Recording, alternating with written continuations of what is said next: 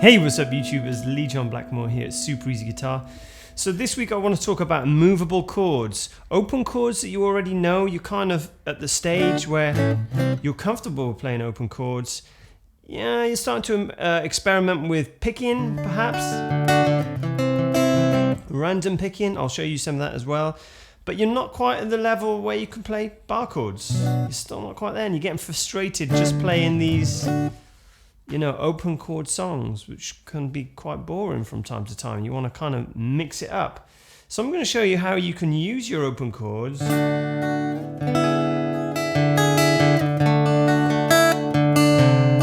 move them around a bit and make them sound a little bit more interesting and experiment, okay? So let's zoom in and check it out. So pretty much all the open chords can be moved, okay? And what I mean by that is they can come out of position and go up the fretboard. Okay?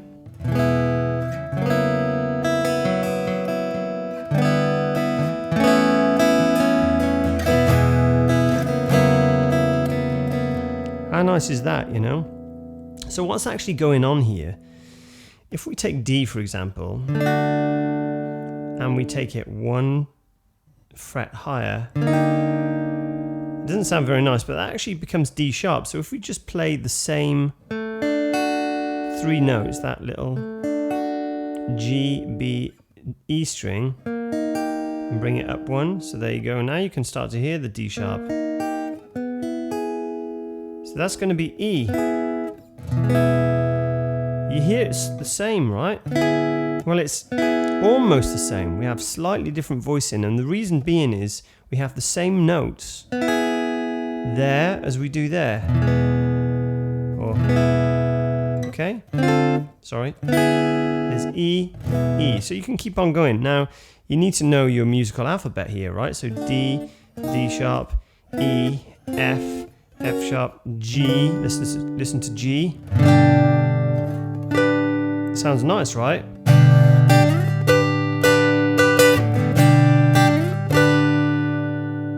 So G sharp, A.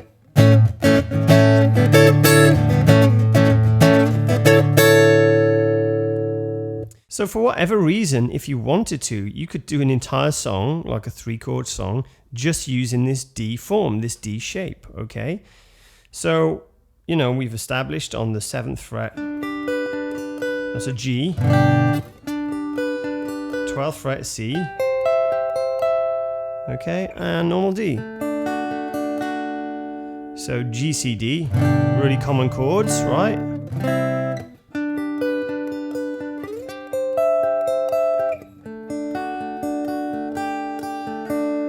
So you could even use those sus notes, you know, when you put the pinky down on the fret. You could use them all over the place.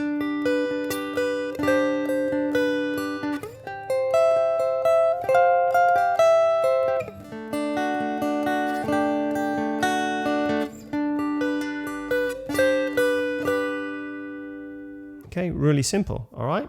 Now, don't worry about the picking, I'm making it up as I go along. You know, G, B, E, G, B, E, G, B, E, G, B, E, G, B, E, G, B, and so on, okay? So that's D, that's a good one. The other one is E, this is a really popular one. Now, this will probably sound really familiar. It's used in Spanish music quite a lot. So I've just brought it up 1 fret. So E, F. You could then move it up so your first finger lands in the 4th fret. 6th fret. Just experiment, really.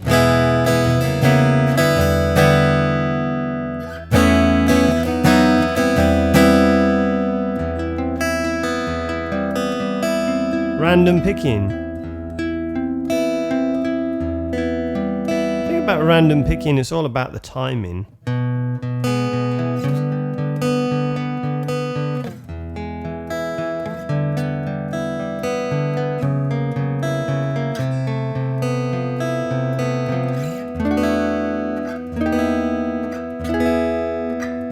So you notice sometimes you might land on a fret. Oh, it sounds a bit dissonant. It doesn't sound too hot. Yeah, so it's kind of, but you learn to remember where they are and where they sound good and where they don't sound so good. So the Spanish thing I was doing.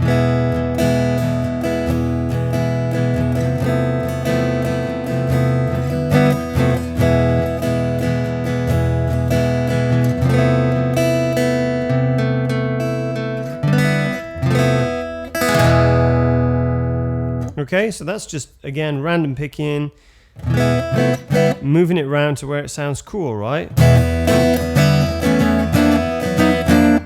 You hear that? Doesn't sound so good, right? So next time, you skip it, okay? And it's really good for getting out of this, just this open position down here and moving up the fretboard. So the other thing is A. That's better.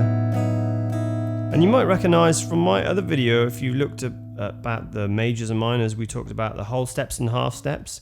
So check this out, right? So it's a whole step. So 2 to 4 is a whole step, half step, whole step, whole step, half step, whole step, whole step.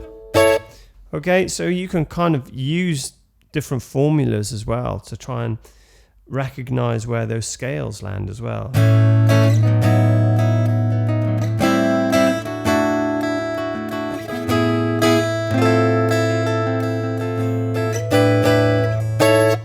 Okay, so far D, A, E, G is a funny one.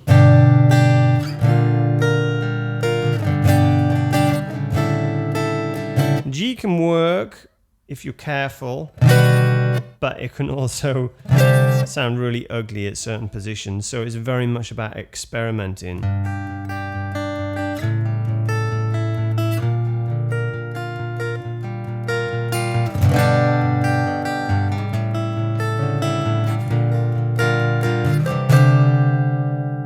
Sometimes I use a little trick where I just rest my first finger down and it kind of mutes some of the strings, so you just get the low root and those high strings.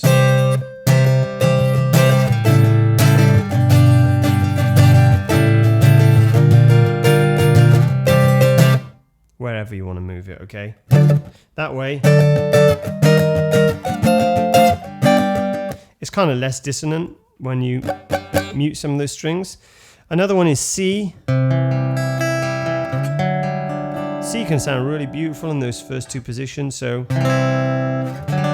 then we kind of go, I guess it would be a kind of like a D suspended chord. So C, C sharp, D, so that the roots I'm looking at. Okay. Obviously, if we put a capo on, like down here, it'd be a normal sounding C, all right, except higher up. So it can sound a bit funny when you come out of those two positions if you go up a bit higher.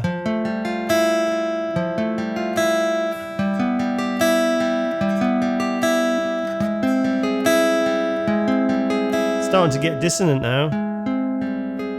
Mysterious, right? What I tend to do as well, like sometimes I remove that second finger.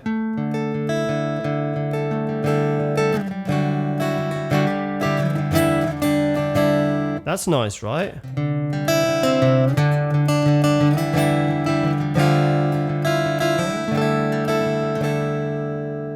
Okay, so that can work like a C. And this is just to experiment with, right, guys? At the beginning, well, I'll show you in a second what I was doing. So we've covered A, B we're going to do next, C, D, E. F is a really nice one. It's quite a hard chord, F, for beginners.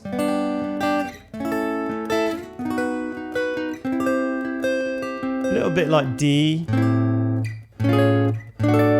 where you know you can just move it along.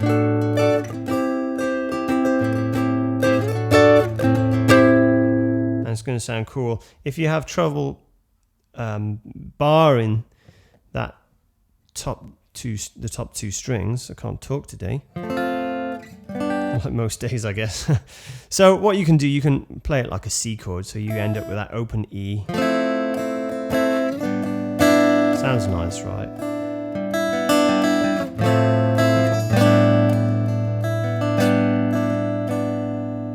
Okay, as opposed to, well, there you go, there's another couple of options there.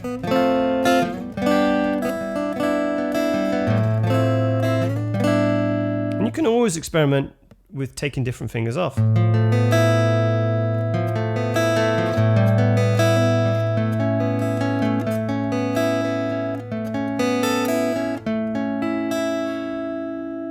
Okay, so it's all about getting comfortable with these chords on different parts of the fretboard.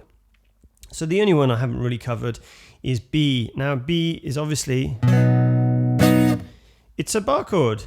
You could play it down there, moving that B7. I think that lot happens in a Doors song. It's kind of quite dissonant again.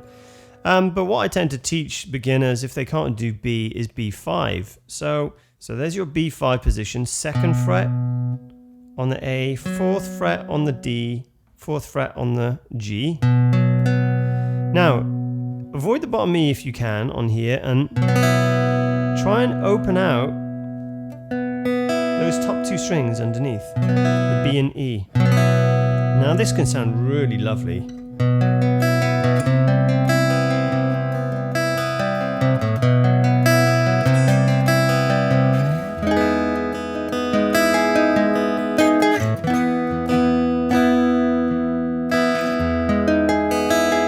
I'm not playing anything in particular, I'm just experimenting. I've just gone right down. That's actually an A sus2, like an A, but with the 3rd finger removed.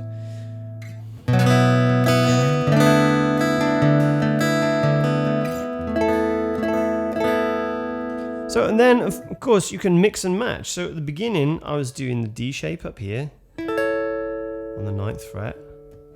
Let's not worry too much about the names. Going down 2 frets. Then I'm doing an E shape on the 6th fret and an F shape on the 3rd fret.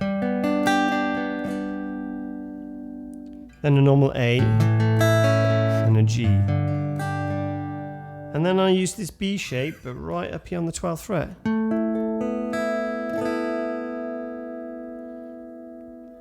So see if you can guess what the chords are.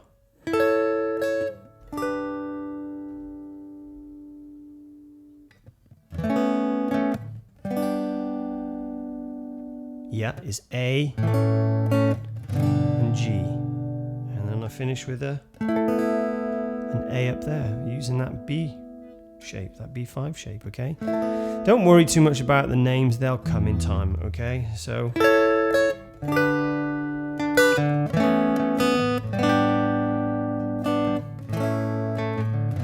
just 2 chords.